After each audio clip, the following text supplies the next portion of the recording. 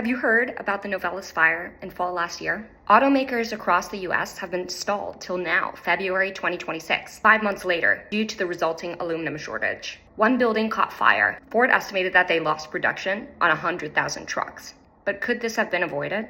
Here are the details. In September 2025, a fire tore through the hot mill at Novelis' Oswego, New York facility. Then in November, a second fire tore through the cold mill.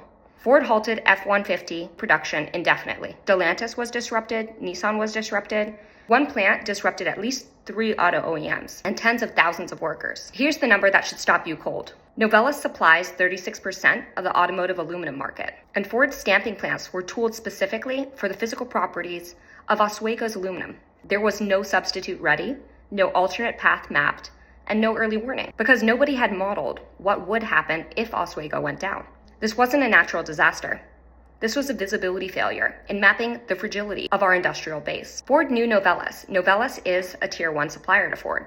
So this wasn't even a deep tier hidden risk. What we have to ask ourselves in terms of questions around our supply chains are, what are the concentration risks in our supply chains in tier 1 and beyond? What is the geographic clustering? What's the lead time to an alternative? Those answers don't live in a trade flow dashboard. They don't come back in the form of a supplier survey. They require tracing the dependencies in your supply chain from product to source. The Novelis story isn't unique. Right now in your supply chain, there are tier 2, tier 3, and tier N suppliers carrying the same concentration risk.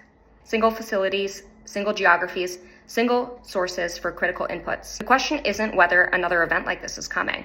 The question is whether you'll see it before it's on fire. I'm Tara Gupta. I'm the founder and CEO of Map Collective, and we map tier N traceability and risk using a research-backed agentic AI approach. Follow me for weekly insight on the disruptions that are in your supply chain, whether you see them or not.